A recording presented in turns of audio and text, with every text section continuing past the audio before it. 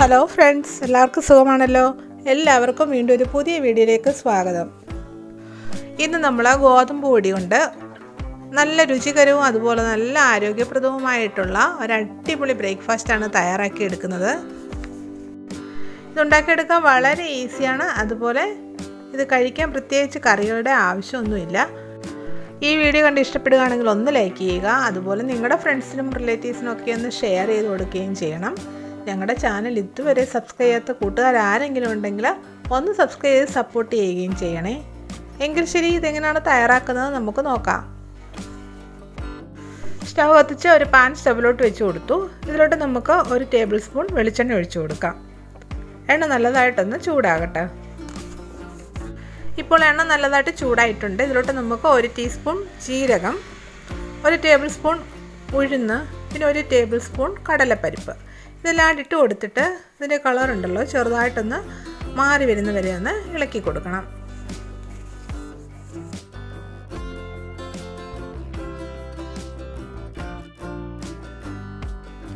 Colour ഇതുപോലെ ലൈറ്റായിട്ടൊന്ന് change ആയി വന്നു.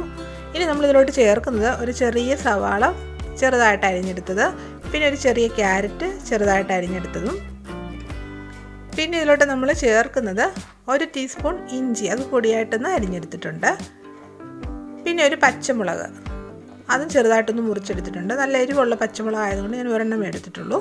പിന്നെ കുറച്ച് കറിവേപ്പിലയും കൂടെ ചേർത്തിട്ടുണ്ട്. അധികം എരിവില്ലാത്ത പച്ചമുളകാണെങ്കിൽ ഒന്നിൽ കൂടുതൽ ചേർക്കാം കേട്ടോ. ഇനി ഇത് 2-3 മിനിറ്റ് നേരം നല്ലതായിട്ടൊന്ന് ഇളക്കി ഒന്ന് വഴറ്റിയെടുക്കണം.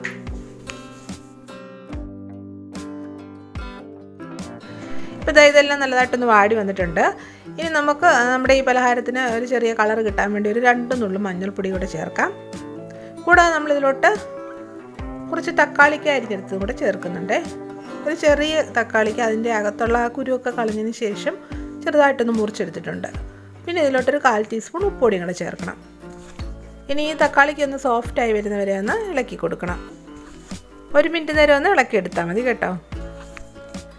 ഇപ്പോൾ ആ തക്കാളിക്കൊക്കെ നല്ലതായിട്ടൊന്ന് സോഫ്റ്റായി വന്നു. ഇനി ഇതിലോട്ട് ചേർക്കുന്നത് കുറച്ച് മല്ലിയിലയാണ് കേട്ടോ. മല്ലിയിലയുടെ ടേസ്റ്റ് ഇഷ്ടമാണെങ്കിൽ ചേർക്കാം, അല്ലെങ്കിൽ നമുക്കത് ഒഴിവാക്കാം.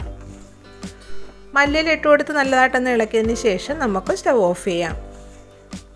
ഇപ്പോൾ സ്റ്റവ് ഓഫ് ചെയ്തു. ഇത് നമുക്ക് സൈഡിലോട്ട് മാറ്റി വെക്കാം. ഇനി നമുക്ക് ഈ പലഹാരത്തിന് ആവശ്യമായിട്ടുള്ള മാവൊന്ന് റെഡിയാക്കി എടുക്കാം.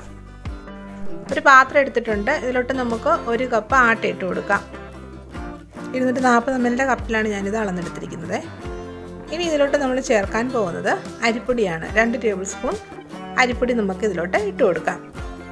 ഞാനിപ്പോൾ ഇതിലോട്ട് ചേർത്തിരിക്കുന്നത് വറുത്ത അരിപ്പൊടിയാണ്. നമുക്ക് വറുത്തതോ വറക്കാത്തതോ ഏത് അരിപ്പൊടി വേണമെങ്കിലും ചേർക്കാം കേട്ടോ. ഇനി ഇതിലോട്ട് നമുക്കൊരു 1/2 ടീസ്പൂൺ ഉപ്പുപൊടിയും കൂടെ ചേർക്കാം. എന്നിട്ടിത് നല്ലതായിട്ടൊന്ന് ഇളക്കിയെടുക്കണം. ഇനി ഇതിലോട്ട് നമുക്ക് വെള്ളം ചേർത്ത് കൊടുക്കാം. ഞാനിപ്പോൾ ഇതിലോട്ട് ചേർക്കുന്നത് 1 കപ്പ് വെള്ളമാണ്. നമ്മൾ ഈ ഗോതമ്പ് പൊടി അളന്നെടുത്ത കപ്പുണ്ടല്ലോ, അതിൽ 1 കപ്പ് വെള്ളമാണ് ഇപ്പോൾ ഒഴിച്ചു കൊടുത്തിരിക്കുന്നത്. എന്നിട്ട് ഇത് നല്ലതായിട്ടൊന്ന് മിക്സ് ചെയ്യണം കേട്ടോ. എന്നിട്ട് കുറച്ചുകൂടി വെള്ളം ഇതിൽ ചേർക്കണം. ഇപ്പോൾ നല്ല കട്ടിക്കാണ് ഇരിക്കുന്നത്, അതുകൊണ്ട് നമുക്ക് കുറച്ച് വെള്ളം കൂടി ഇതിലോട്ട് ചേർക്കാം. നമ്മളിനി ഇതിലോട്ടൊരു 1/4 കപ്പ് വെള്ളം കൂടെ ചേർക്കുന്നുണ്ട് കേട്ടോ. കുറച്ച് ഒഴിച്ചു കൊടുത്തിട്ട് വേണം ഇതൊന്ന് മിക്സ് ചെയ്തെടുക്കാൻ. ഒന്നിച്ചങ്ങ് ഒഴിച്ചു കൊടുത്താൽ ഒത്തിരി അങ്ങ് ലൂസായി ചിലപ്പോൾ അങ്ങ് പോകും. അതുകൊണ്ട് കുറേശ്ശെ ഒഴിച്ചു കൊടുത്തിട്ട് ഒന്ന് മിക്സ് ചെയ്തെടുക്കണം. ആകെ ഞാൻ ഇതിലോട്ടൊരു 1.25 കപ്പ് വെള്ളമാണ് ചേർത്തിരിക്കുന്നത് കേട്ടോ.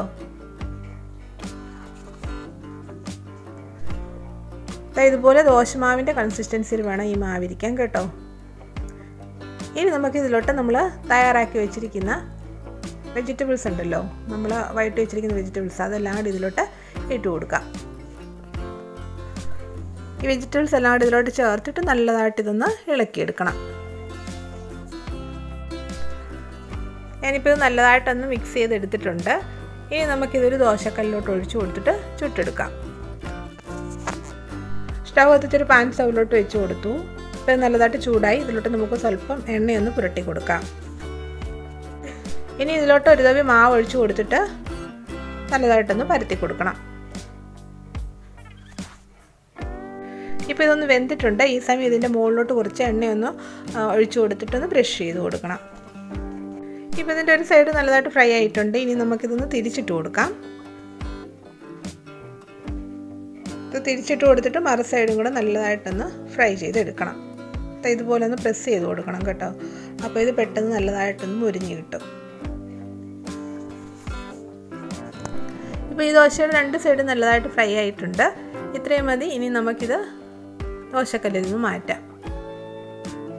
ഇതേ രീതിയിൽ ബാക്കിയുള്ള മാവും കൂടെ ഒഴിച്ചു കൊടുത്തിട്ട് ഒന്ന് ചുട്ടെടുക്കാം. ഉണ്ടാക്കിയെടുക്കാൻ വളരെ ഈസിയാണ്. അതുപോലെ നല്ല ടേസ്റ്റി ആയിട്ടുള്ളൊരു പലഹാരമാണ്. എല്ലാവരും ഒന്ന് ട്രൈ ചെയ്ത് നോക്കണം കേട്ടോ. എല്ലാ മാവും ഒഴിച്ചു കൊടുത്ത് നമ്മൾ ചുട്ടെടുത്തിട്ടുണ്ട്. അത് നോക്കിക്കേ, കാണാൻ തന്നെ എന്ത് ഭംഗിയാണെന്ന്. കണ്ടാൽ തന്നെ കഴിക്കാൻ തോന്നും. അതുപോലെ നല്ല ടേസ്റ്റാണിതിന്. ഇത് കുട്ടികൾക്കാണെങ്കിലും വലിയവർക്കാണെങ്കിലും എല്ലാം ഇഷ്ടമാകും. വെജിറ്റബിൾസൊക്കെ കഴിക്കാൻ ഇഷ്ടമില്ലാത്ത കുട്ടികൾക്ക് ഇതുപോലെ നമുക്ക് ദോശ തയ്യാറാക്കി കൊടുക്കാം. നല്ല സോഫ്റ്റായിട്ടുള്ള ദോശയാണ്. നിങ്ങളെല്ലാവരും ഇത് ട്രൈ ചെയ്ത് നോക്കിയിട്ട് നിങ്ങളുടെ അഭിപ്രായങ്ങളൊക്കെ കമൻറ്റായിട്ട് അറിയിക്കണം. നിങ്ങൾക്ക് ഈ വീഡിയോ ഇഷ്ടപ്പെട്ടെങ്കിൽ തീർച്ചയായിട്ടും ഒന്ന് ലൈക്ക് ചെയ്യണം. അതുപോലെ നിങ്ങളുടെ ഫ്രണ്ട്സിനും റിലേറ്റീവ്സിനൊക്കെ ഒന്ന് ഷെയർ ചെയ്ത് കൊടുക്കുകയും ചെയ്യണം. ഞങ്ങളുടെ ചാനൽ ഇതുവരെ സബ്സ്ക്രൈബ് ചെയ്യാത്ത കൂട്ടുകാർ ആരെങ്കിലും ഉണ്ടെങ്കിൽ ഒന്ന് സബ്സ്ക്രൈബ് ചെയ്ത് സപ്പോർട്ട് ചെയ്യുകയും ചെയ്യണേ. എങ്കിൽ ശരി, വീണ്ടും ഒരു പുതിയ വീഡിയോ ആയിട്ട് വരുന്നതായിരിക്കും. Bye bye.